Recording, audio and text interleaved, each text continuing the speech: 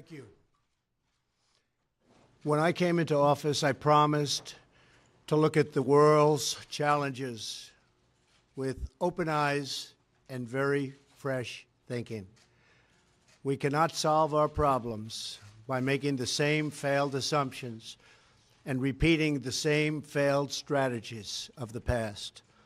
Old challenges demand new approaches. My announcement today marks the beginning of a new approach to conflict between Israel and the Palestinians. In 1995, Congress adopted the Jerusalem Embassy Act, urging the federal government to relocate the American embassy to Jerusalem and to recognize that that city, and so importantly, is Israel's capital.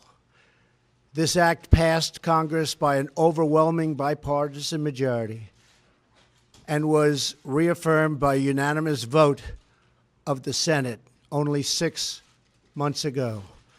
Yet for over 20 years, every previous American president has exercised the law's waiver, refusing to move the U.S. Embassy to Jerusalem or to recognize Jerusalem as Israel's capital city. Presidents issued these waivers under the belief that delaying the recognition of Jerusalem would advance the cause of peace. Some say they lacked courage, but they made their best judgments based on facts as they understood them at the time. Nevertheless, the record is in. After more than 2 decades of waivers, we are no closer to a lasting peace agreement between Israel and the Palestinians. It would be folly to assume that repeating the exact same formula would now produce a different or better result. Therefore, I have determined that it is time to officially recognize Jerusalem as the capital of Israel. While previous presidents have made this a major campaign promise, they failed to deliver.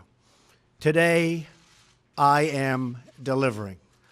I've judged this course of action to be in the best interests of the United States of America and the pursuit of peace between Israel and the Palestinians. This is a long overdue step to advance the peace process and to work towards a lasting agreement. Israel is a sovereign nation with the right, like every other sovereign nation, to determine its own capital. Acknowledging this is a fact is a necessary condition for achieving peace. It was 70 years ago that the United States, under President Truman, recognized the State of Israel. Ever since then, Israel has made its capital in the city of Jerusalem, the capital the Jewish people established in ancient times. Today, Jerusalem is the seat of the modern Israeli government. It is the home of the Israeli parliament, the Knesset, as well as the Israeli Supreme Court. It is the location of the official residence of the Prime Minister and the President. It is the headquarters of many government ministries. For decades, visiting American presidents, secretaries of state, and military leaders have met their Israeli counterparts in Jerusalem, as I did on my trip to Israel earlier this year. Jerusalem is not just the heart of 3 great religions, but it is now also the heart of one of the most successful democracies in the world. Over the past 7 decades, the Israeli people have built a country where Jews, Muslims, and Christians, and people of all faiths are free to live and worship according to their conscience and according to their beliefs. Jerusalem is today and must remain a place where Jews pray at the Western Wall, where Christians walk the stations of the cross, and where Muslims worship at Al-Aqsa Mosque. However, through all of these years, presidents representing the United States have declined to officially recognize Jerusalem as Israel's capital. In fact, we have declined to acknowledge any Israeli capital at all. But today we finally acknowledge the obvious, that Jerusalem is Israel's capital. This is nothing more or less than a recognition of reality. It is also the right thing to do. It's something that has to be done. That is why, consistent with the Jerusalem Embassy Act, I am also directing the State Department to begin preparation to move the American Embassy from Tel Aviv to Jerusalem. This will immediately begin the process of hiring architects, engineers, and planners so that a new embassy, when completed, will be a magnificent tribute to peace. In making these announcements, I also want to make one point very clear. This decision is not intended in any way to reflect a departure from our strong commitment to facilitate a lasting peace agreement. We want an agreement that is a great deal for the Israelis and a great deal for the Palestinians. We are not taking a position of any final status issues, including the specific boundaries of the Israeli sovereignty in Jerusalem or the resolution of contested borders. Those questions are up to the parties involved. The United States remains deeply committed to helping facilitate a peace agreement that is acceptable to both sides.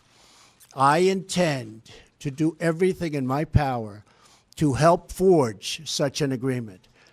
Without question, Jerusalem is one of the most sensitive issues in those talks.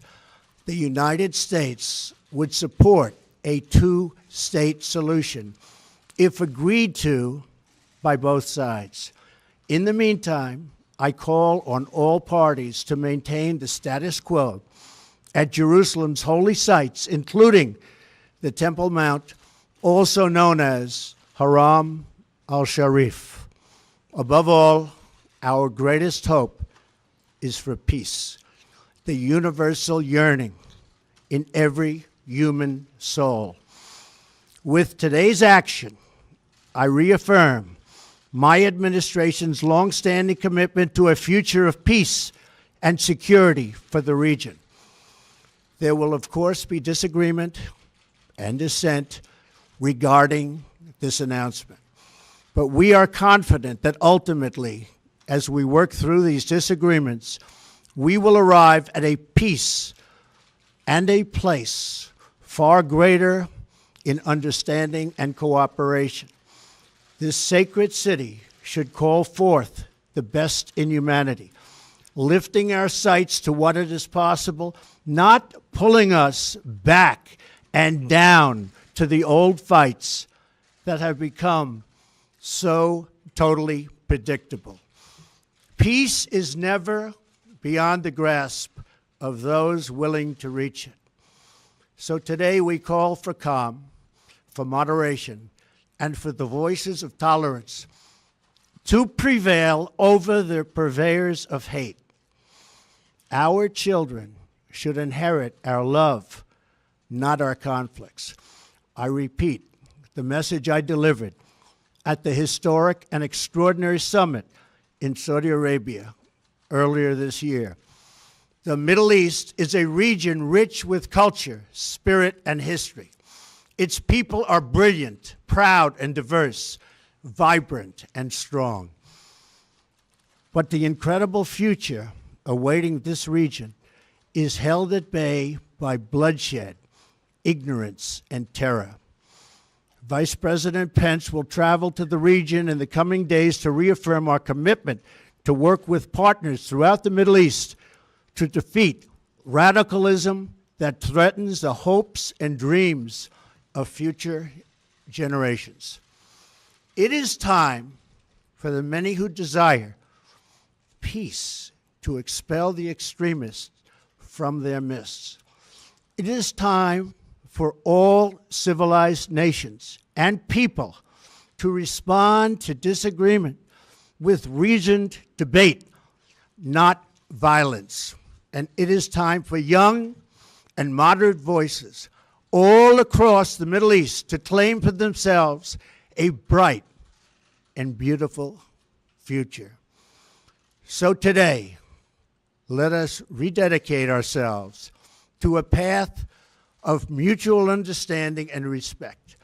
Let us rethink old assumptions and open our hearts and minds to possible and possibilities.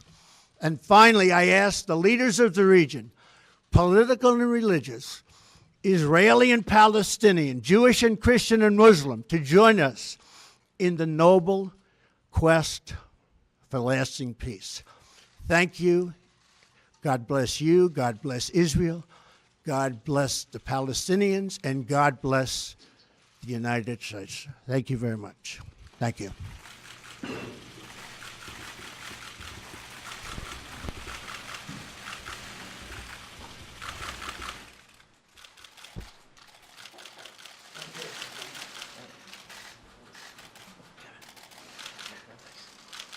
Thank you.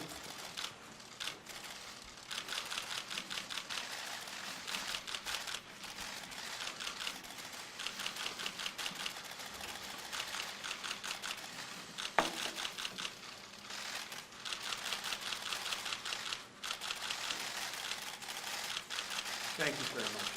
Thank you.